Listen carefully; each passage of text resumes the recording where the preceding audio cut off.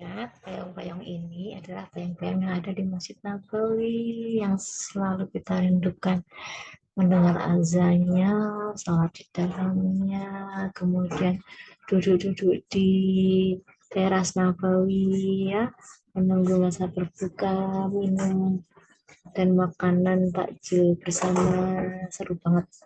Nah, untuk itu kita sembari bernostalgia tentang Madinah, Mekah, Masjid Nabawi, dan Masjidil Haram, kita akan bahas tentang seperti apa sih profil kepribadian pembimbing haji yang ideal, yang seharusnya ya. Kita tahu pembimbing haji ini penting ada dalam proses pelayanan pembinaan ibadah haji ya. Di kelompok bimbingan ibadah haji umroh biasanya pembimbing haji disediakan oleh institusinya. Sementara menurut Undang-Undang Nomor 8 Tahun 2019, pembimbing haji ini harus disediakan oleh pemerintah sebagai layanan dari tugas pemerintah untuk pembinaan, pelayanan, dan perlindungan jamaah. Nah, tantangan dan psikologis pembimbing haji antara lain adalah bersumber dari jamaah haji, misalnya kecemasan terkait anggapan tertentu di masyarakat. Misalnya di Tanah Suci berlaku di masa lalu akan dibayar tunai. Wah, itu kadang-kadang orang bikin tidak berani pergi haji. Kemudian ada keragaman jamaah, berbagai macam suku, status sosial, pendidikan, ada orang kaya, orang setengah kaya, mediocre, miskin, ya, dan lain-lain. Kemudian kesulitan adaptasi lingkungan budaya yang berbeda dengan Indonesia, ada aktivitas, sikap, dan perilaku yang akan berbeda persepsi di sana. Kemudian ada problem dari tanah air yang bisa berpengaruh terhadap psikologis para jamaah haji. Kemudian ada tantangan dan pembimbing haji dari dalam diri pembimbing haji itu sendiri. Misalnya keinginan untuk melaksanakan ibadah haji dengan sempurna. Padahal dalam perjalanannya dia menjadi petugas, dia harus juga memberikan perhatian kepada jamaah lain. Tidak boleh mengejar keinginannya sendiri, mengejar kesempurnaan ibadahnya, tapi melalaikan tugasnya. Itu juga masalah. Kemudian tugas berat mendampingi jamaah haji karena jumlah jamaah yang melebihi kapasitas, jamaah memiliki beragam karakteristik, tuntutan untuk melaksanakan tugas secara optimal, dan problem dari tanah air juga berpengaruh. Nah, tugas pembimbing itu adalah tugas yang sangat berat, kita tahu ya. Nah, mengapa unik? Karena berbeda antara individu, kepribadiannya, jenis kelaminnya, budaya, minat, motivasi, gaya hidup, religiusitas, cara menghadapi masalahnya berbeda-beda. Ada yang kepribadian itu apa sih? Kepribadian itu adalah kecenderungan perilaku yang relatif menetap. Dari kata persona, personality dari kata persona yang artinya topeng. Nah, individu yang berpribadi sehat mampu beradaptasi secara tepat, punya topeng elastis berganti sesuai situasi dan kondisi. Individu yang berpribadi tidak sehat, topengnya kaku dan tidak luas, tidak bisa beradaptasi sesuai situasi kondisi. Kepribadian atau personality ini terbentuk melalui proses yang panjang sepanjang usianya. Konsep kepribadian menurut Karen Horney ada basic anxiety atau kecemasan dasar. Kemudian ada 10 kebutuhan neurotiknya. Terus ada 3 strategi coping untuk kebutuhan neurotik. Dia yang moving toward, compliance. Dia yang moving away, withdrawal. Dan dia yang moving against atau aggression. Ini ada 10 tipe orang yang sulit ya, difficult person. Ada the tank ya, dia orangnya apa ini agresif ya, pemarah. Kemudian ada tipe Grenade, ya. Kemudian ada tipe Sniper, mencari kesalahan, senang menjatuhkan orang. Ada tipe yang the know it all, alergi koreksi. Wah, artinya dia paling pinter, ya, fokus menyalahkan orang lain. Terus the thing they know it all, ya, yang ini mampu mempengaruhi apa? Kemudian ini 5, ada 5 lagi tipe orang yang sulit.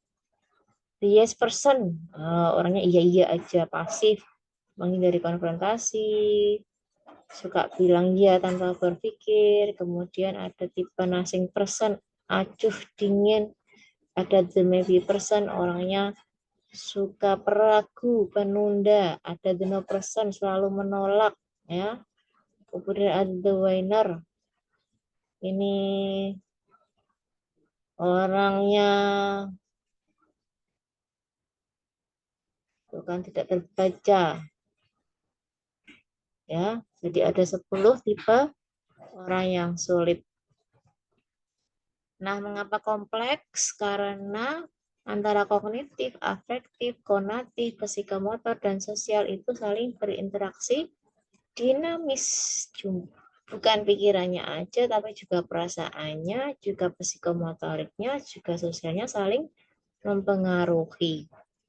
Kesiapan positif apa yang perlu dipersiapkan oleh pembimbing? Dia harus punya pengelolaan dan pemahaman diri, juga pemahaman utuh terhadap orang lain, punya unconditional positive regard, yaitu penghargaan atau penerimaan tanpa syarat, punya relasi positif, punya positivity, mampu menempatkan diri sebagai konselor bagi jamaah yang didampingi, serta punya kemampuan mengoptimalkan kelompok jamaah. Menurut Maslow ada piramida kebutuhan manusia dari fisiologis, sandang, pangan, papan, kebutuhan biologi seperti air bercak, bekerja, bernapas, seks, dan kemudian ada kebutuhan keamanan dan keselamatan, ya, bebas dari penjajahan, bebas dari ancaman, bebas dari rasa sakit, bebas dari teror, kebutuhan sosial, bisa berinteraksi, kemudian kebutuhan harga diri, dan kebutuhan aktualisasi diri. Semua orang masing-masing punya, bentuknya beda-beda. Nah, seorang pemimpin yang baik punya unconditional positive regard menurut Rogers, yaitu dia punya penerimaan positif, positive regard. Orang merasa puas ketika menerima regard positif, kemudian juga merasa puas dapat memberi regard positif, penghargaan positif kepada orang lain. Nah, ada yang disebut dengan positive relation dan toxic relation, hubungan yang positif dan hubungan yang beracun. Hubungan positif itu seperti apa? Dia menumbuhkan, ada prinsip kesalingan, menciptakan energi positif, dan akhirnya bahagia. Hubungan yang toksik itu mengkerdilkan, ya, tidak menganggap, membonsai, tidak mau seimbang, menciptakan energi negatif, menyebabkan sedih, kecewa, dan tertekan. Bahaya banget itu. Nah, ada energizer, emosi sebagai pembangkit dan memobilisasi energi. Ketika orang marah, itu menggerakkan untuk menyerang. Ketika takut, menggerakkan untuk lari. Emosi cemas akan mengurangi energi positif kita. Sedangkan energi senang menggerakkan untuk melakukan sesuatu dengan semangat. Energi cinta menggerakkan untuk mendekat. Nah, untuk itu kita harus paham positivity. Beda dengan positive thinking, ya. Jadi, terhadap masa lalu dia harus memaafkan, punya forgiveness, kemudian gratitude, punya rasa syukur. Kemudian terhadap masa kini, present moment, merasakan masa yang sekarang, mindfulness, penuh kesadaran, ya. Kemudian terhadap masa depan, dia punya harapan, hope, dan optimisme. Itu namanya positivity. Nah, untuk menghandling atau menangani orang yang sulit, gimana? Terhadap orang yang the tank tadi, yang suka agresif, kita harus bertahan, kemudian interupsi, fokus pada inti permasalahan, hargai pendapat orang lain. dan bisa bernegosiasi. Terhadap sniper, kita hadapi masalah, ambil tindakan. Terhadap the grenade, kita tenang, kurangi ketegangan, dan mengubah perilaku. Terhadap the know it all, kita persiapkan diri dan kuasai materi, tetap sopan dan santun.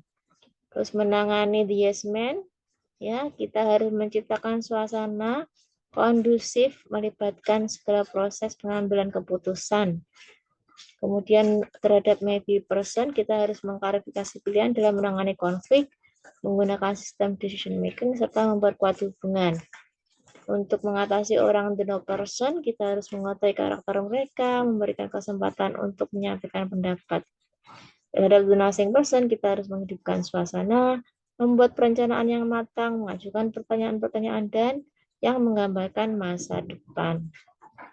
Ini model dasar konselor, pembimbing haji, harus peka, menunjukkan attending, perhatian, ya, kemudian hadir, kemudian mau dan mampu mendengar, punya empati, kemudian penerimaan utuh kepada konseling, mampu membaca dan mengoptimalkan potensi konseli, mampu menumbuhkan konseli dan memberikan insight serta wawasan, serta mampu mendirikan konseli.